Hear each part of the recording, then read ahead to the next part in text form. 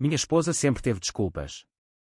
Essa era a sua defesa, o seu escudo, a sua maneira de manter as suas mentiras arrumadinhas em caixinhas que eu nunca deveria abrir. No início, eram pequenas. O trânsito estava ruim. O trabalho atrasou. Estava a ajudar um amigo.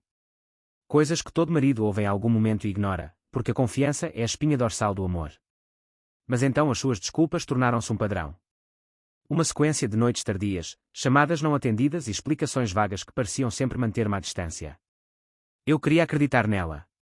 Meu Deus, eu queria acreditar nela, mas no fundo da minha mente, eu sabia que as desculpas não se multiplicam a menos que haja algo por trás delas. Começou com o telemóvel dela. Ela costumava deixá-lo no balcão, com o ecrã para cima, sem preocupações, sem bloqueio. Lentamente, isso mudou. Ela começou a mantê-lo consigo mesmo quando ia tomar banho. As notificações pararam de aparecer no ecrã. Ela disse-me que era apenas por privacidade porque os colegas de trabalho fofocavam, mas eu sabia que era mais do que isso. Depois, houve os seus fins de semana de trabalho repentinos. Ela alegou que o escritório precisava dela para relatórios noturnos, mas eu verifiquei uma vez, passando de carro pelo seu edifício num sábado à noite. Escuro, vazio. A sua desculpa era a prova de bala até os meus olhos me mostrarem o contrário. Foi quando a dúvida criou raiz no meu peito como uma erva daninha. Cada risada que ela me deu pareceu ensaiada. Cada beijo foi vazio. Cada desculpa foi outro tijolo na parede que ela estava a construir entre nós. Eu queria confrontá-la, mas confrontar significava admitir que eu já sabia. E às vezes a parte mais assustadora da traição não é o que eles estão a fazer. É perceber o quanto de si mesmo você perdeu apenas para proteger uma mentira. O ponto de ruptura chegou numa quinta-feira chuvosa. Ela disse que tinha uma reunião tardia. Eu acenei com a cabeça, entrei no jogo, fingi acreditar. As horas passaram.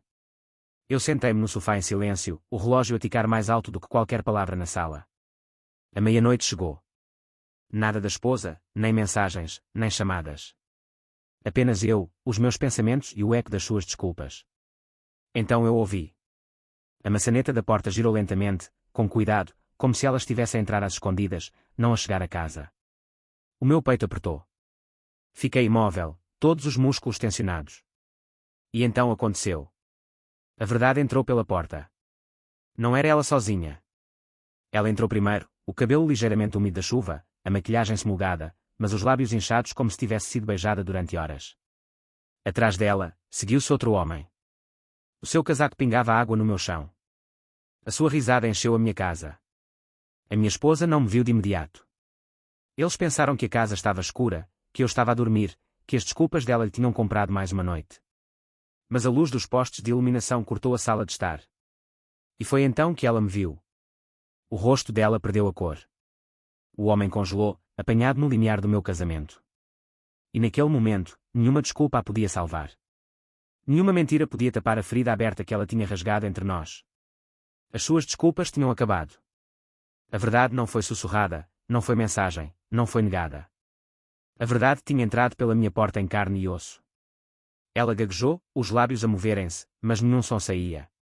Ele moveu-se desajeitadamente como se quisesse recuar, mas não conseguiu.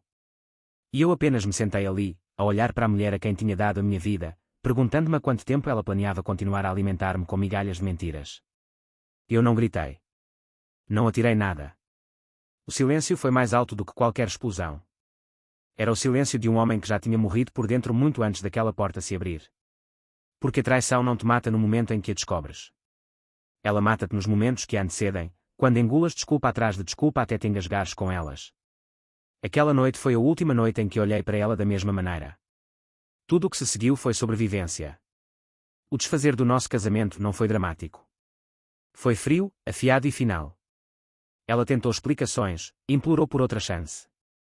Mas que chance se dá quando a verdade já entrou pela tua porta e sentou-se na tua sala de estar? Eu revivi tudo na minha cabeça. As noites tardias, o telemóvel vigiado, as histórias vagas. De repente, tudo fez sentido. As peças do puzzle que eu tinha demasiado medo de juntar finalmente encaixaram. Ela trocou a lealdade por mentiras, o amor por luxúria, o compromisso por desculpas. E eu tinha sido o tolo que acreditou nela todas as vezes. A parte mais difícil não foi perdê-la. Foi perceber que ela já se tinha ido embora muito antes daquele homem a seguir para dentro da nossa casa. Ela tinha-me deixado no seu coração meses antes, substituindo a honestidade pela decepção. O que entrou pela porta não foi apenas a verdade. Foi a confirmação final de que a minha esposa tinha escolhido outra vida sem mim. Eu costumava pensar que a traição era sobre o ato em si. O beijo, a cama, as mensagens secretas. Mas a verdadeira traição começa muito antes disso. Começa com as desculpas, as pequenas mentiras que vão desgastando a confiança até que a base desmorona. Cada vez que ela me disse que estava noutro lugar, cada vez que afastou as minhas preocupações com um sorriso, cada vez que escolheu o silêncio em vez da honestidade, esses foram os momentos em que o nosso casamento morreu. Quando a verdade finalmente entrou pela porta, eu não perdi apenas uma esposa. Perdi a ilusão que eu tinha estado a proteger. Perdi a versão de mim mesmo que acreditava que o amor podia superar tudo. Perdi a casa que pensei que tínhamos construído juntos. E por mais que me tenha despedaçado, também me libertou. Porque não há prisão mais sufocante do que viver dentro das mentiras de outra pessoa. Eu tinha estado acorrentado às suas desculpas, convencendo-me a mim mesmo que amor significava paciência, que confiança significava ignorar os sinais, que lealdade significava permanecer cego. Mas quando a verdade ficou à minha frente, em carne e osso, inegável, eu percebi que merecia melhor. Não vou mentir, a cura não veio fácil. As noites foram longas, os dias foram vazios. O eco do riso dela assombrou-me. A memória do seu toque ardeu como sal numa ferida aberta. Mas a dor tem uma maneira de esculpir espaço dentro de ti. Espaço que pode ser preenchido com algo mais forte. Para mim, foi o autorrespeito. Foi aprender que o amor sem honestidade não é amor de todo. É cativeiro. Agora, quando penso naquela noite, não penso nela como o fim. Penso nela como o começo. A noite em que a verdade entrou pela minha porta foi a noite em que finalmente saí da negação. Foi a noite em que parei de carregar o peso das suas mentiras nos meus ombros. Foi a noite em que entendi que, por vezes, a pior coisa que alguém te pode fazer é também a melhor coisa que te pode dar. Liberdade. Ela prometeu-me amor. Ela deu-me desculpas. Ela deu-se a outro homem. Mas no final, ela deu-me algo muito mais valioso. A chance de reconstruir a minha vida numa base de verdade, não de decepção. E enquanto o seu rosto ainda pode cintilar nas sombras da minha memória, já não anseio pelo que perdi. Mantenho-me firme no que ganhei, clareza, força e a crença inabalável de que nenhuma desculpa é suficientemente forte para enterrar a verdade para sempre. Porque a verdade sempre entra pela porta. E quando isso acontece, tens duas escolhas. Partir-te com ela ou erguer-te a partir dela.